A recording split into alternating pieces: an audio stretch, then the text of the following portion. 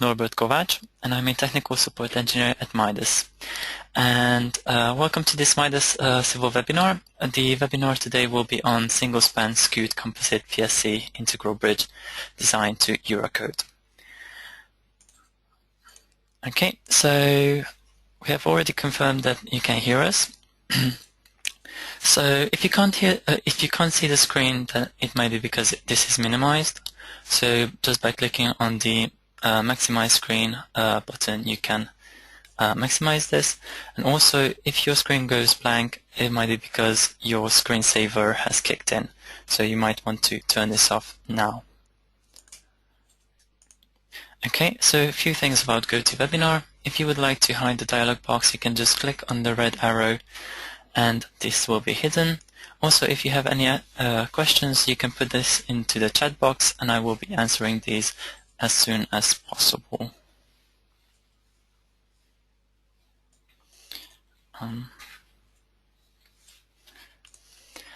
Okay, so the content of my webinar is going to be about Midas, Midas modeling, application of loads and boundary conditions, analysis, result extractions, and design. So, about Midas. Midas is the largest engineering software developer in the civil structural engineering field. And we also, using Midas, a variety of large span bridges have been designed, as well as conventional ones. So yes, on the left-hand side you can see a short list of the clients that we have, and on the right-hand side you can see some of the projects for which Midas has been used, such as Burj Khalifa, the Beijing Olympic Stadiums, Rosk Island Bridge, and so on. Okay, so this is the bridge I'm going to be designing today. As you can see, it's a single span bridge. It's 15 meters long, 11.15 meters wide. It has a skew angle of 15 degrees. The slab on the girders is 200 millimeters thick, and the girders are 750 millimeters thick. The main girders are integrally connected to the abutment. The abutment is 3 meters deep, and the piles are 10 meters. Okay, so now moving on to the software itself. This is the Midas interface. As you can see at the top we have the ribbon menu. We have a variety of tabs which are structured in a logical manner. These help the users to carry out their designs. And as you can see, we have a load analysis and so on and so forth. We have two tree menus. The second tree menu I will talk about very soon, but first let me explain the one on the left-hand side. In order to speed up the process of the modeling, I have created some of the materials and some of the sections. And if you want to see any of the materials, then you can just simply right-click on this and go on to Properties. And then here you can see all the material properties. As well, if you want to change anything, you can do that over here. Okay, so cancel that. The same is applicable to the time-dependent materials. You can just simply right-click on this, go into Properties, and here you can see the properties for the slab. Also, if you click on Show Results, you can see the creep coefficient and the shrinkage strain graphs. Okay, and finally for the sections, the same applies. You can just right-click on the main deck, for example, go on to Properties. You can see all the section properties over here. If you want, you can click on Calculate Section Properties, so all these will be recalculated, and then also you can see the section on the left-hand side. Okay, so let's start the modeling. I will go on to the Node Elements tab, and we'll create the first node. So just simply create node in the origin, press Apply, As you can see, the node has been created over there. Now I'm going to create a line out of this node, so just simply go into extrude. Here you can define whether you want to extrude the node into line element, a line element into planar element, or a planar element into solid. Now I'm going to extrude a node into line element. The material and the sections are suitable, and just going to define by how much I will be extruding it and press apply. By pressing Ctrl and the scroll button, you can rotate this and you can see your own section. Okay, so moving on to the top view now, and I will take up the hidden view. Okay, so now in order to account for the skew of the bridge, I'm going to rotate this, so just highlight the entire line. I'm going to rotate the nodes. I'm going to be moving these and by 15 degrees, and it will be about the z-axis.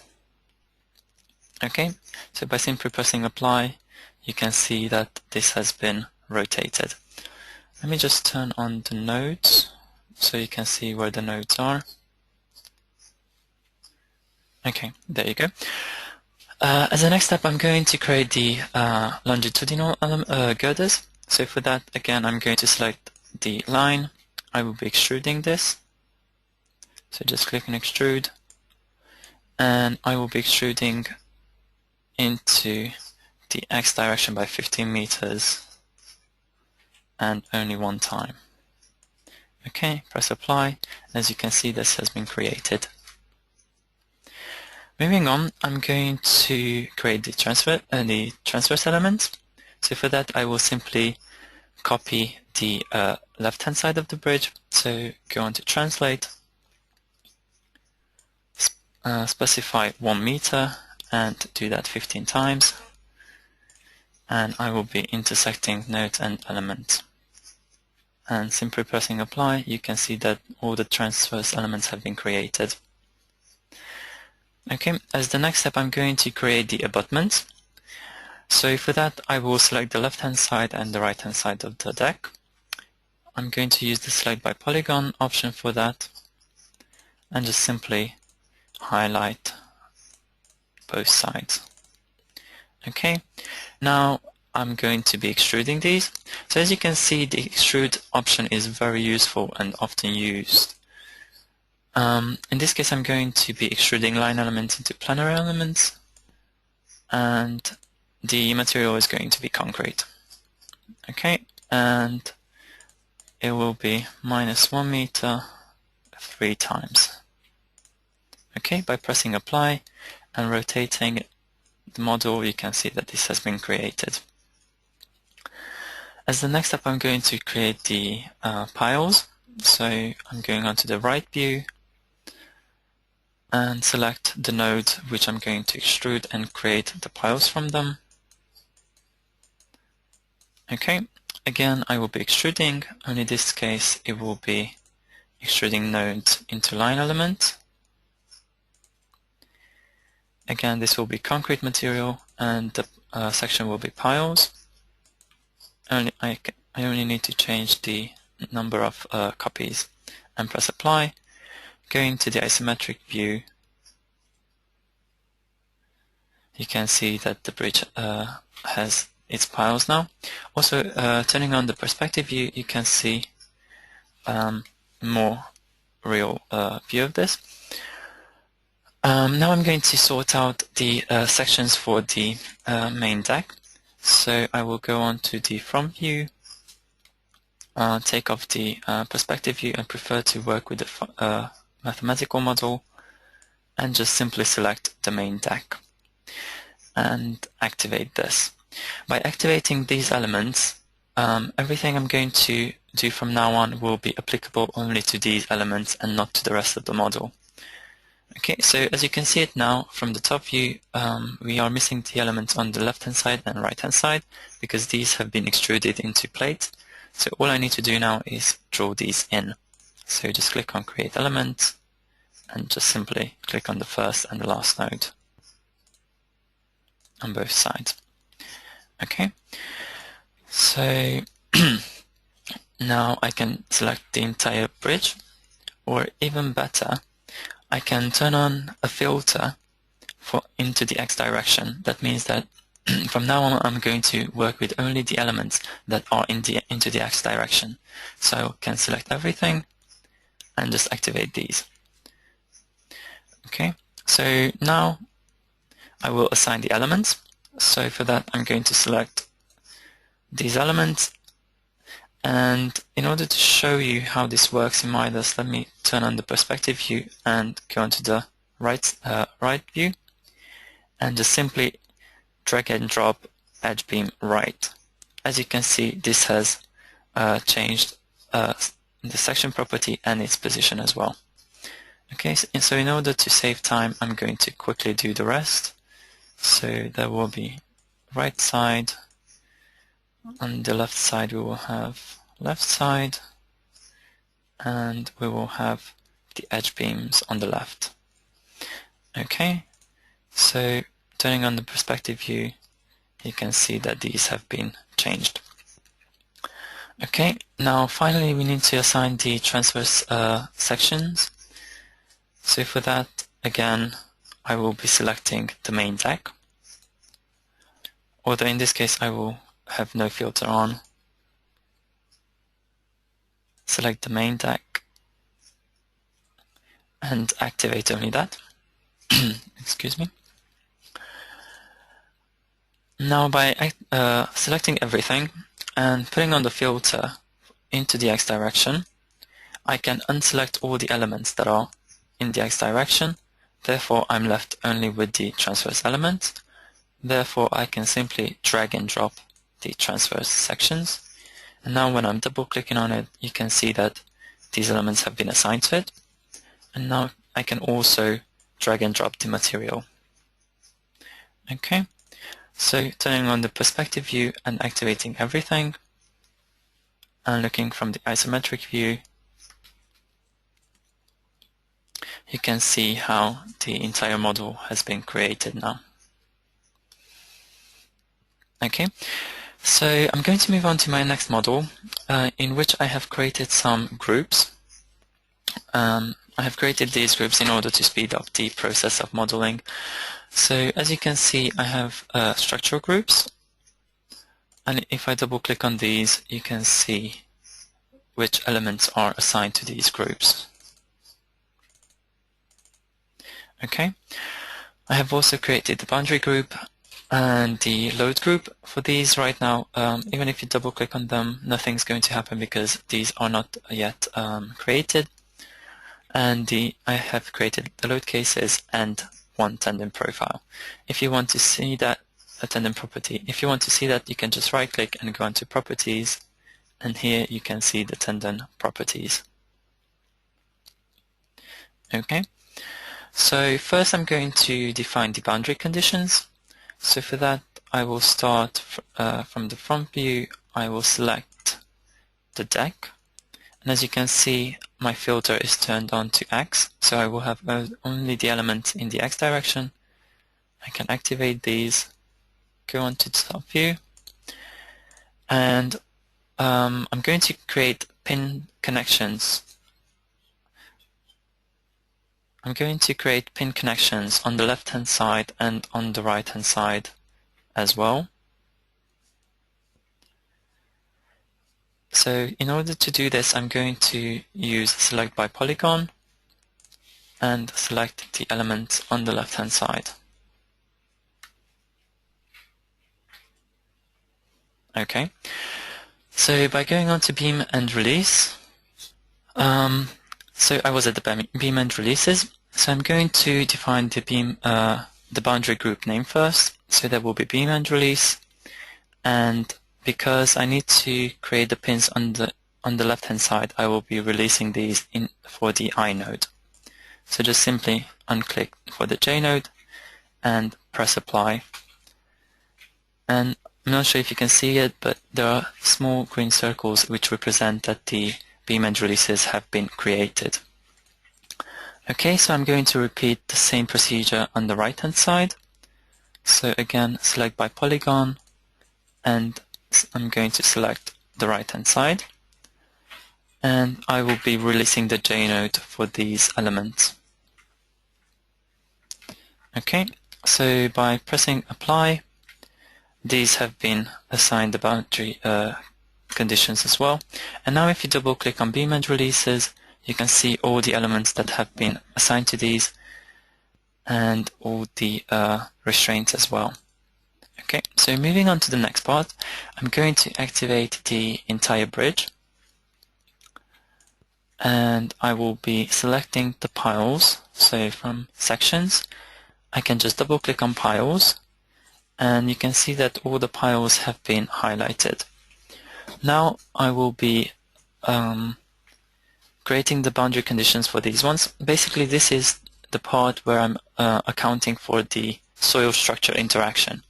So by clicking on pile springs, here on the figure you can see that the software is going to generate us springs that account for both the horizontal and the vertical restraint. Okay, and in order to do that, we need to specify the pile springs data, so the soil type, the ground level. So for that you can just click on the screen. You need to specify the pile diameter and the coefficient of subgrade reaction, and simply press apply. And as you can see, these have been created. Okay, so I've just noticed that I forgot to choose the boundary group name. So what I can do, there are two options in Midas to correct this mistake. You can either go back with Ctrl Z, or just simply select all these springs and then drag and drop pile springs. In this case, I will be just using Ctrl Z and select previous. And by pressing apply, you can see that these have been created. And if I go on to the initial view and I double click on pile springs, you can see that the nodes have been highlighted. Okay, in the left hand side in the works tree, you can see that the software has created linear and multilinear springs as well. By double clicking on these, you can see which nodes have been assigned which springs. Okay, so let's unselect these nodes. Moving on to loadings, I'm going to start with the self-weight.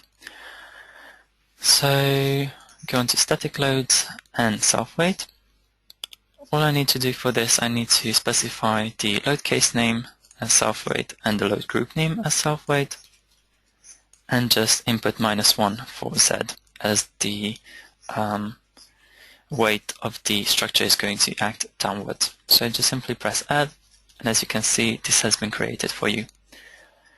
As in the next step, I'm going to create the wet concrete and the surfacing loads.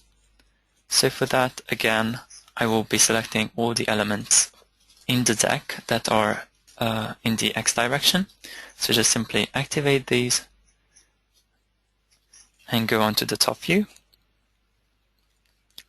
Okay, and here I'm going to select all the elements that are in between the two edge beams, and I will be applying element beam loads onto these. So again, we need to specify the load case name and the load group name, so both as wet concrete, and just specify the loading as -10 and press apply. When rotating this, you can see that the software has applied the UDL onto the model. Okay, so now if I click on select previous, we can apply the surfacing as well, because it will be applied onto the same area, and just select the loading for this as well. So let's say 9 and press apply. And now you can see that this has been applied as well. So now I can activate everything and go on to the initial view. Next step, I will be creating the earth pressure. So in order to do that, I will select all the plate elements from the tree menu. As you can see, within the tree menu you can do a variety of things, and it's very useful and makes your speeds up your work. So I'm just activating all these plate elements and selecting the left hand side first, go into hydrostatic pressure, select earth pressure for both load case name and the load group name, and now just input the reference level, the constant intensity, and the gradient intensity, and just simply press apply, and you can see that this has been applied. Okay, so now I'm going to repeat the same procedure on the right hand side. So just simply select all these plate elements, and I'm just going to change the sign of the loading as it will be in the opposite direction. And as you can see, this has been created. Okay, now I can activate everything. Again, go onto initial view and close this window down. Finally, we are left with the pretensioning. So in order to create the pretensioning, first I need to create the tendons. So for that, I'm going into structures and tendon template. The tendon template I'm going to create at the same time. So basically, because the section for main deck 1 up to main deck 12 is the same, I can assign these elements to a group and just create one tendon template and apply that to all the elements. So just simply double clicking on these and press add, you can add all these elements into one temporary group. Okay, so quickly add these in, press OK, and now you can see in the section tab that all these have been added.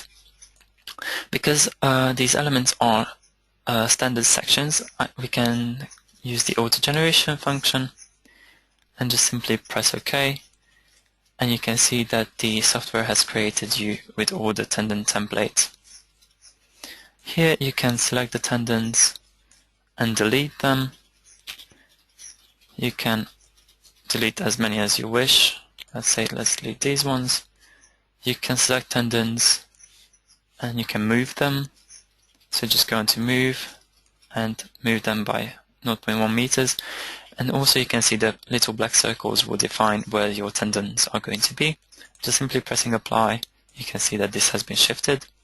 You can also select the tendon, modify, and you can do debonding. So in this window you can just input where the tendon will begin and where it will end, and just press OK, and your tendon will be debonded. Okay, so now by pressing apply, all these tendons will be created. So now I can select all these and hit delete, and I'm going to repeat the same procedure for the right hand side and the left hand side. So just click on auto generation, OK. Again, the software is going to create you all the tendons. You can delete and press apply. OK, again, select them, delete, and finally go on to the left hand side, go into auto generation and press OK, and press OK again.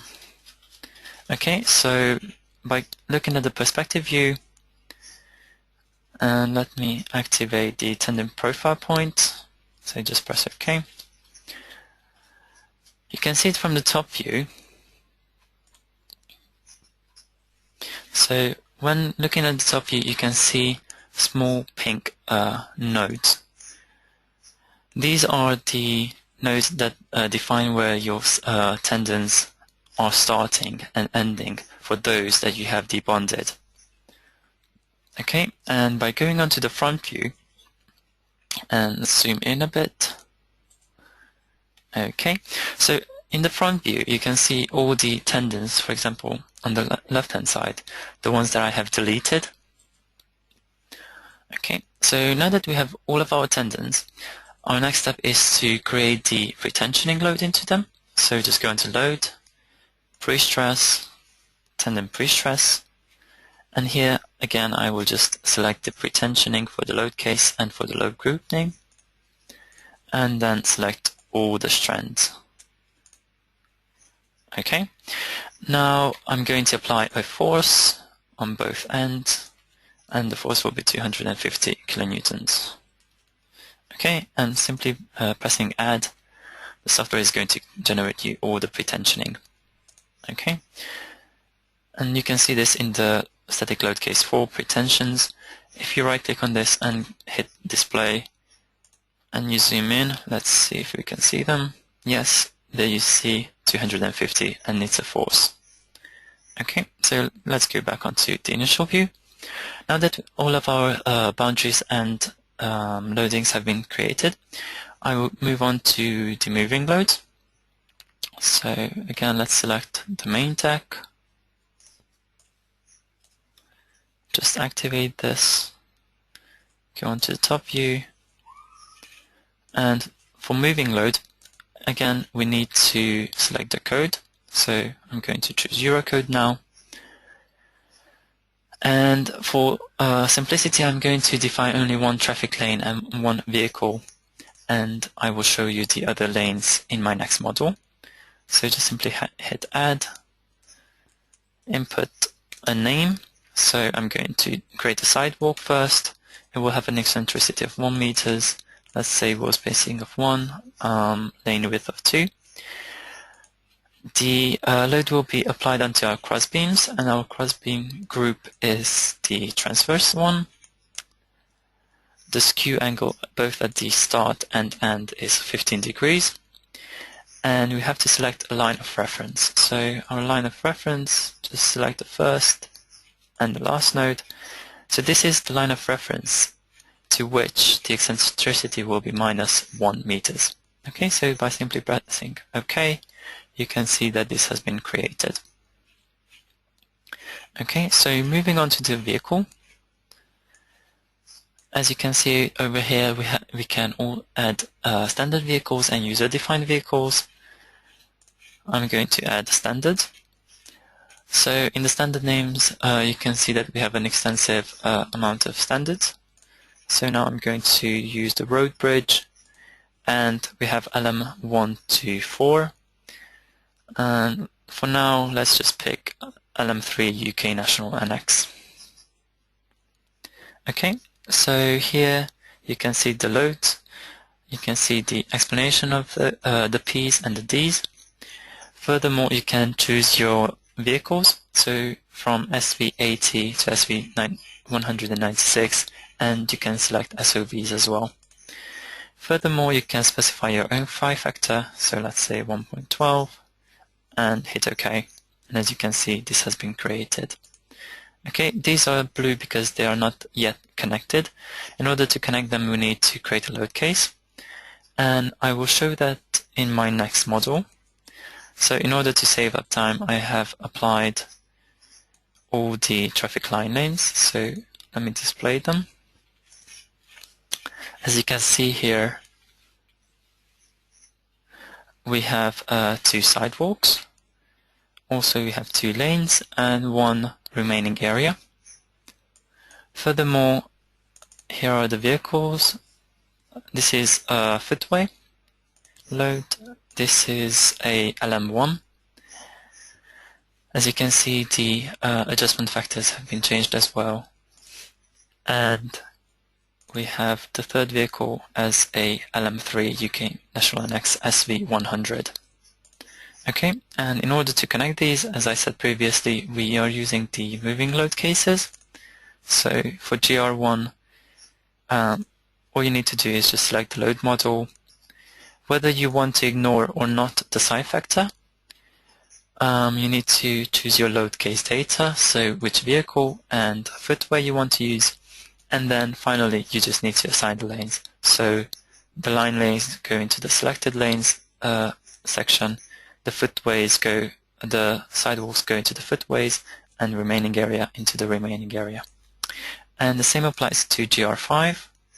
Only in this case we have LM1 and 3 multi-straddling. So in the case you have a variety of lanes, you need to specify which of these lanes are straddling ones, which you can do over here.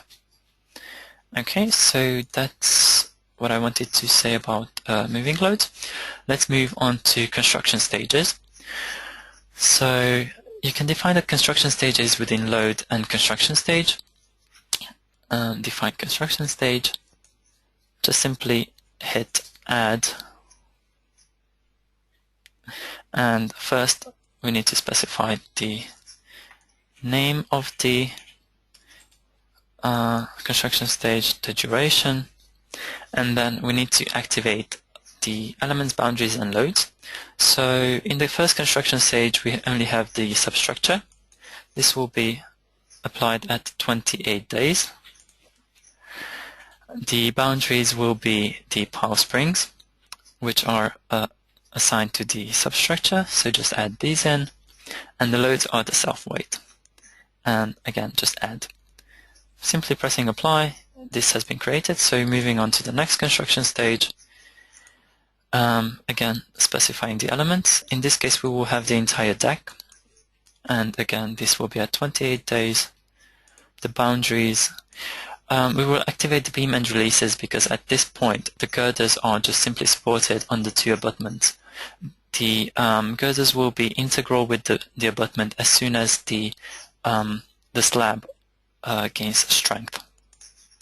So add these in, and for loads we will have the wet concrete load and the pretensioning. Apply, and finally for the third construction stage we will have a long one, so that's 10,000 days. The elements that we're going to activate are the transverse and the edge beams. Again, this will be at 28 days. Just simply press add. For boundaries, in this case we remove the beam end releases for the same reason which I have mentioned previously, because the composite action kicks in at this stage. And for loads, again, we will remove the wet concrete. And at this point I'm going to add an additional step for the surfacing, so that will be at 21 days. Just simply add these in and save the results for the additional step as well. And now just simply go on surfacing and add this at 21 days and hit OK. There you go, all of our construction stages have been defined. Next I'm going to define one composite construction stage. So just hit add, and the stage where we activate these is the second stage, because that's where we have our main girders. The construction sequence is that we first have the precast girders. These will be activated in the second stage. The age will be 28 days. Our second material, or part 2, is the slab. This will be activated in the third construction stage, and the age is 7 days. By simply pressing OK, you can see that this has been generated. So moving on to my final model, let me show you how these have been created. The reason why I'm showing it to you here, because it's a very simple procedure, so you can understand it easily. As you can see, we have 3 non-cracked and 3 cracked sections. These are all have the same details, except that the cracked sections have a 0 scale factor for stiffness. So let me show you that. So the cracked sections for the main deck are assumed to be above the abutment. So as I mentioned previously, the activation stage and the construction sequence is the same, except that the stiffness scale is 0. Whereas for the uncracked sections the stiffness scale is 1. Okay, so let's close that down and let's have a look at the construction stages. So this is the first one, this is the second one, and there you go, the third one, when the slab has been cast and we have the edge beams. Okay, so let's move on to the results now. So going on to deformations, displacement contour. One of the great advantages of Midas Civil is that you can check your results for every single construction stage as well as for the post-construction. So you can check it for construction stage 1. For example, let's see the displacement contour due to dead load. And let's have a look at the legend and the deformed shape. Press apply, and you can see that on the right hand side you have the legend, and on the left hand side you have the deformed shape. And as you scroll down between the construction stages, you can see that in the second construction stage, this is what your model looks like, and in the third one, like this. Okay, so let's move on to forces. Let's look at beam forces and moments. Again, all the load cases and results can be checked for every single construction stage. And something I would like to point out is that in this case, you can check for tendon, creep, and shrinkage, both primary and secondary effect. So you can check all of these separately. So for now, let's just have a look at the summation and apply.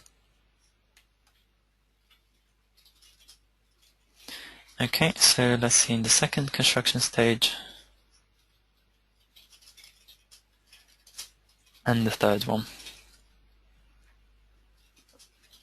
Okay, also using this tab, clicking on the three dots, we can check for the coexisting forces. So let me first switch to post-construction stage. So moving on to the post-construction stage, and now clicking on the three dots, we can check for the coexisting forces. So let's see for the GR1, and just for the I part. Hit OK, and as you can see, you have the actual shear, torsion, and moment forces over here. And by right-clicking on the screen, go to View by Maximum Value Item. You can choose which values would you like to select. Let me just select all of them and explain as soon as the table is generated. So basically the software is going to generate you a table in which you have the component, and when that is the maximum, you can see the coexisting forces. Let me first change the units, so to meters.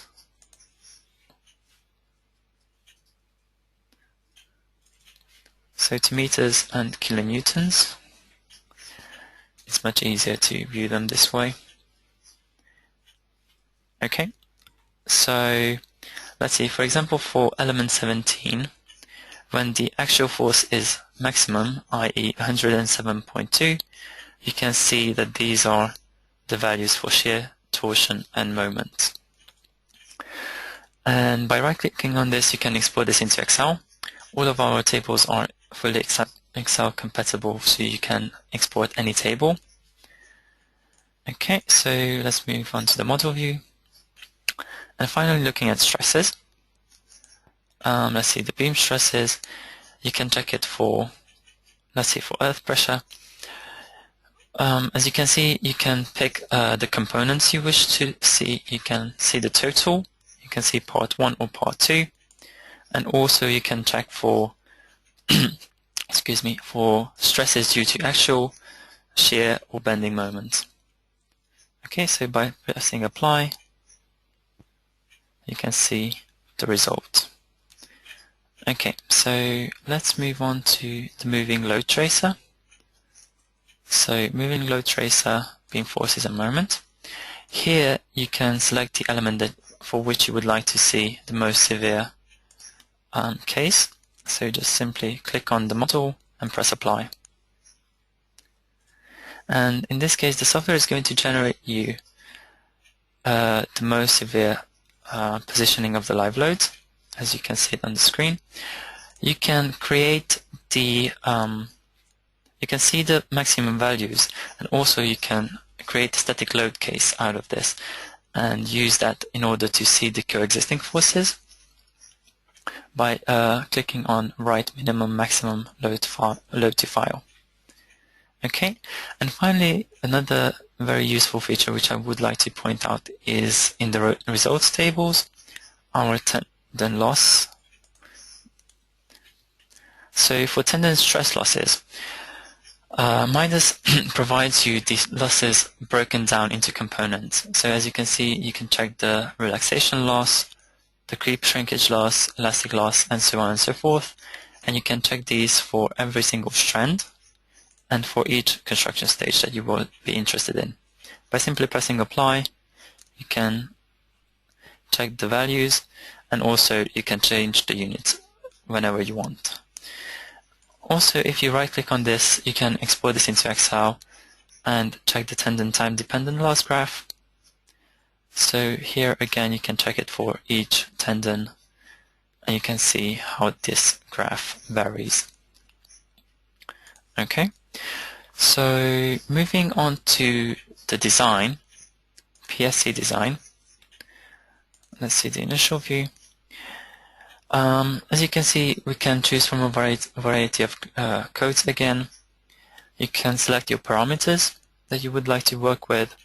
Again, you can choose the design code and its national annex. We have the British code, British national annex, and also you can choose your output parameters over here. Okay, so for the design data, I have designed the material for the precast girder. So if you click on precast girder, you can carry out the design over here. For both the girder and for the slab, you can choose the code and the strength of the concrete, and the same applies for the rebars. You can choose the code and the main rebar grade. Okay, design output and position. So for design position, this is a very useful feature, especially when you're generating a large model. So if you know that your the most critical loading will be for certain elements, you can just select those elements and carry out the design only for those. This way you can save a considerable amount of time doing your design. Also, you can create an output. So the output will be based on the elements that you're selecting again. In my case, I have selected 2 elements, and let me show you that the software is going to generate you a comprehensive Excel spreadsheet. In this spreadsheet, you can check the design conditions. For this, the software is going to show you the clause of the Eurocode. It's going to show you tables, the tendon template. Again, it's going to show you the formulas that have been used in order to calculate the values on which clause these formulas are based on. You can see the tendon profile information, and furthermore you can check for all the checks that the software has been carried out. You can see whether they're okay or not. If the check is not suitable, let me scroll down, the software is going to highlight that in red. Okay, so let's go back to my model.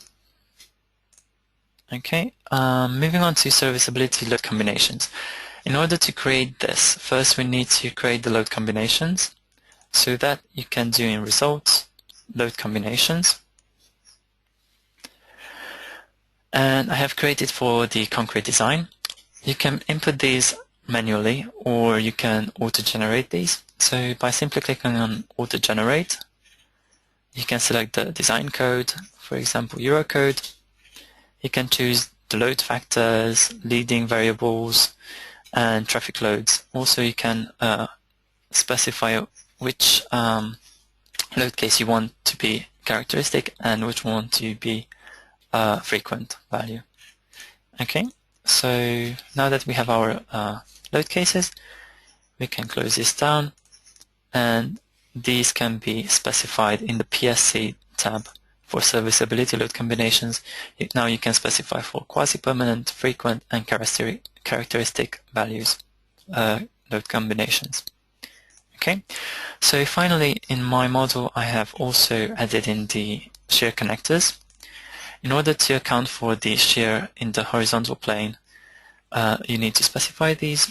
So I'm using smooth surface. The angle is 90 degrees.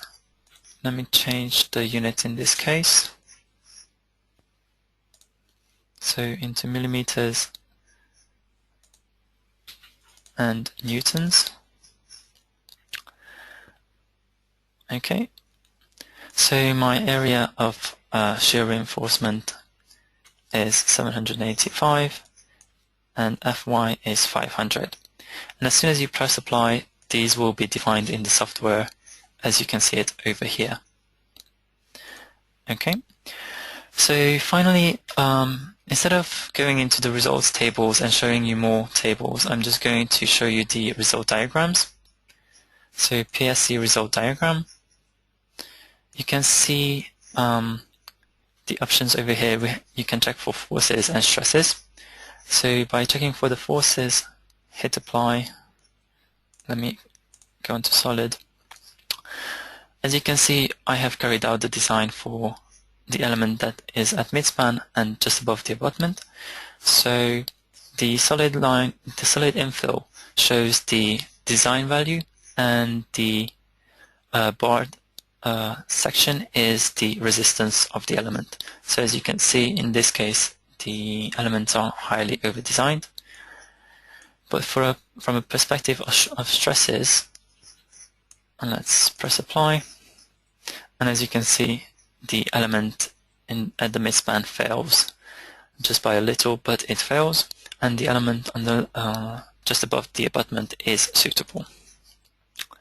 Okay, so by using these, you can check for any element within your model, and you can save yourself time within the checking process. Okay, so that's the end of my presentation. Thank you very much for your attention. And if you have any questions, you can put them into the chat box or send them to uksupport@midasuser.com. Thank you again, and goodbye.